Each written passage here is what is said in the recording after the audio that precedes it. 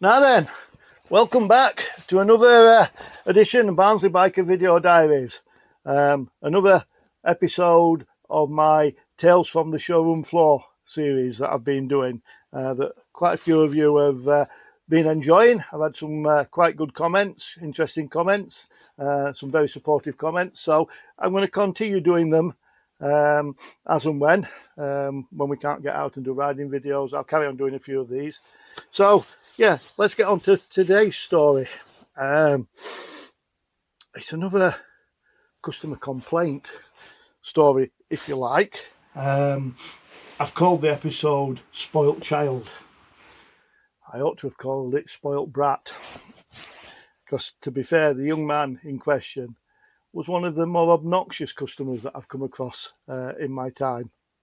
So the story revolves around a young lad he was at college. I think he was studying carpentry, and I got the impression he guilt-tripped his stepfather into signing as guarantor and allowing him to have a scooter to get backwards and forwards to college on. At the time, Gilevas were very, very popular. I can't remember, I think it was a Gileva 125 scooter. I do remember it was silver. And he'd set his heart on this scooter, came into the showroom with it, dragging his stepdad along. The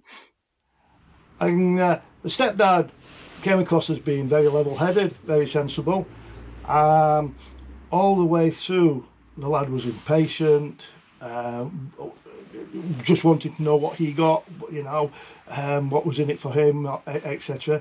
Whereas the stepdad was asking all the sensible questions as he was signing as guarantor. He wanted to know things about the warranty on the bike, his obligations should. I think he seriously was worried that the lad would default on his payments, and as he was signing as guarantor, his responsibility should the lad default on the payments. Obviously, they'd fall on his head to be paid. All the right sort of questions, and he was taking his time.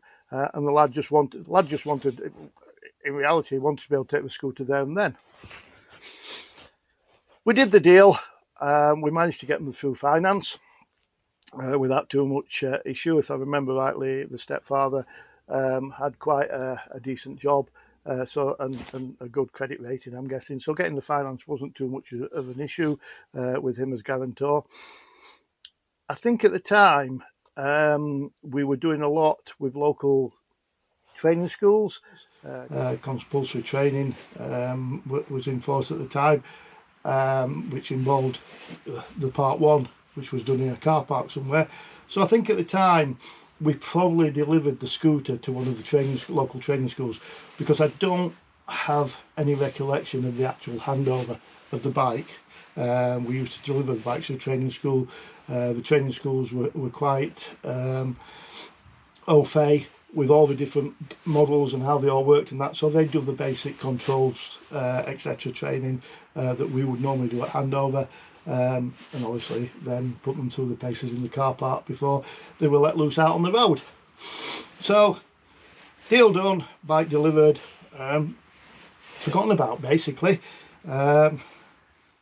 It wasn't that much later, probably 5-6 weeks, that's all. And there was a ruckus at up at the service reception counter. And I looked and recognised the stepdad was there with his stepson, with the young lad. And on this occasion, stepfather was getting really, really irate. And they called me across because obviously I'd sold the bike, etc. So I went across to talk to them, and with some difficulty managed to calm the stepfather down. The young lad was strutting up and down the showroom and demanding his money back and demanding a new bike and demanding his bike fixing, etc. And again, once we got them to talk through what the problems were, basically the stepdad was saying that there's something wrong with the bike. They brought it in on a trailer, like a builder's trailer. Something wrong with the bike. It won't start. If you get it to start, it's running. Sounds like it's full of nuts and bolts, the engine, when you get it to fire up. And there's something wrong with the brakes. They're not working as they should. They feel really, really wooden. I'm like, okay. The argument had all kicked off because they were demanding it fixing under warranty. They were demanding it fixing under warranty there and then, bearing in mind they turned up on a busy Saturday afternoon, not booked into the workshop or anything. And when the workshop receptionist had looked into it, the bike had not been back for its first service, which is, in those days, most bikes were due a first service, which was little more than a quick check over to make sure nothing had come loose, an oil change, spark plug, a very basic service. The bike had not been back for its 500-mile service, and had actually done, in the 6-7 weeks that the lad had owned it, 1,500 miles. So 3 times over the limit for the first service.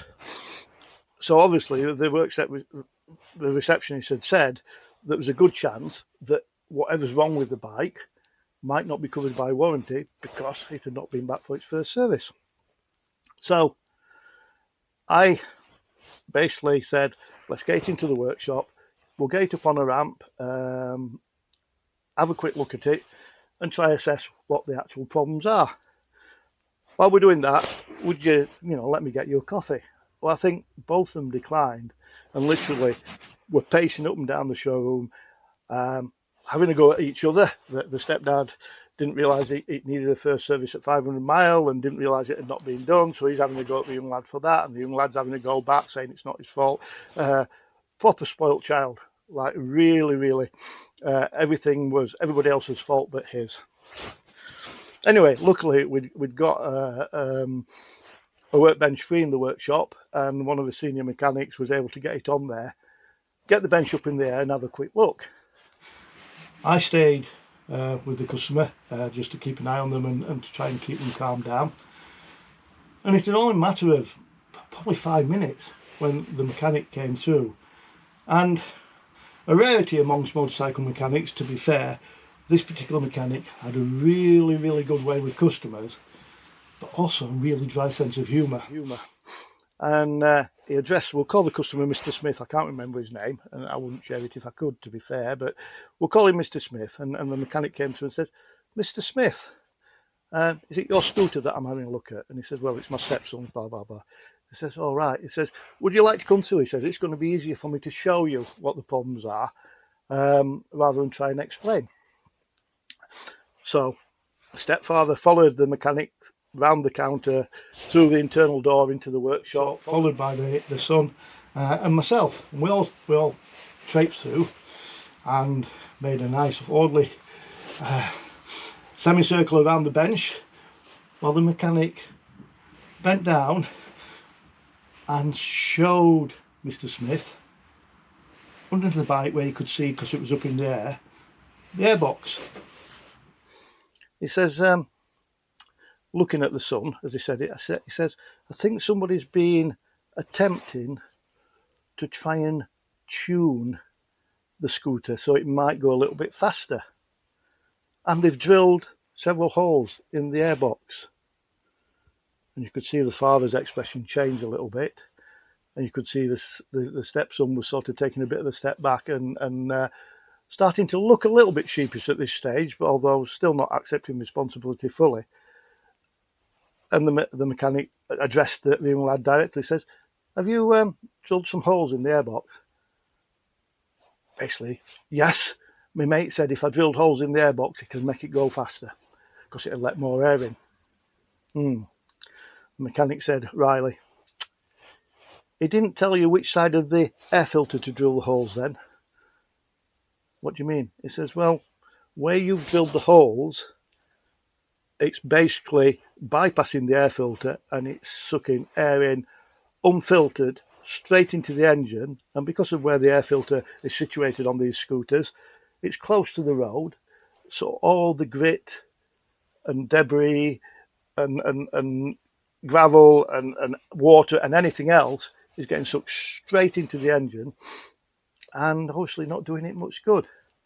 I think you're probably going to need at least a rebore and a new piston, if not a whole new barrel and piston.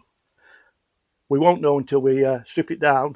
And obviously, because of you've not had your first service done, there's no guarantee that we'll get Julia to stump up under warranty. The father, you can see his face has dropped by now. And the father is speechless. The young lad has now gone quiet. And the mechanic then delivered his coup de grace, if you like, and looked at the young lad and said, you told me the front brakes were feeling a bit wooden. Yeah. You're doing a carpentry course? Yeah. Lifts a piece of cloth from the corner of the bench. Under the cloth, he's taken the front fat caliper off and taken the, I'll say, brake pads out. On the corner of the bench are two pieces of marine ply that have been carefully cut to the shape of the original brake pads. And he says, do you think that's why your brakes are feeling a little bit wooden? Because you've replaced the original brake pads with some marine ply? And the lad started stuttering and was obviously his face was now red with embarrassment, and he stuttered, I couldn't afford new, basically trying to tell us in 1,500 miles he'd obviously been doing rolling burnouts or something, but in 1,500 miles he'd managed to completely wear out the front pads and couldn't afford new ones, so he put some that he'd made in carpentry class, in woodwork class, out of marine ply. He'd replaced the brake pads with those. The stepdad literally got hold of him by the scruff of the neck, marched him all the way back through the showroom. The language that was being used, as I say, this gentleman was so level-headed and so calm and so pleasant when we did the deal. It took me by shock, the language. At one point I thought he was going to literally put him over his knee in the car park and give him what for.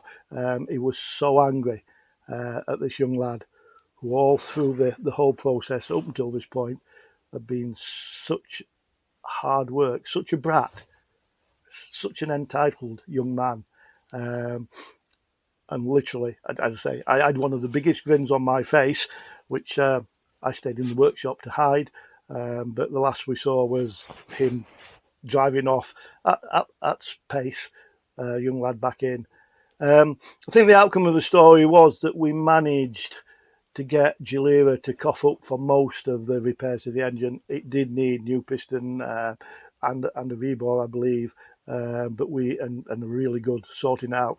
The airbox needed repairing, but we managed to help them out and minimise the costs as much as possible. I don't think we got him his brake pads under warranty. I think we did make him pay for those. But yeah, one of the incidents that I look back on these days with a smile. I don't think we ever saw the young man again. Probably too embarrassed to come back in the showroom. I don't know. Probably 6 months later he was driving around in a car. Who knows? Never saw him again. But yes, one of those moments that you look back on and smile to yourself, where the customer, yeah, sort of got his comeuppance in the end. So thanks for watching. I'll try and do a few more. I've still got a few more stories up my sleeve. Thinking about a couple of other ideas for videos while the weather's still a little bit too cold, although it's not too bad out there at the moment, so we might get some rides in soon.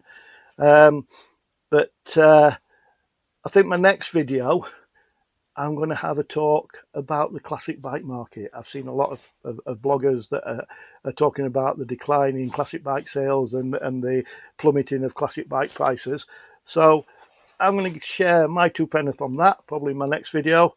But until then, remember, please like, please share, please subscribe. I am the Barnsley Biker, and I'll see you.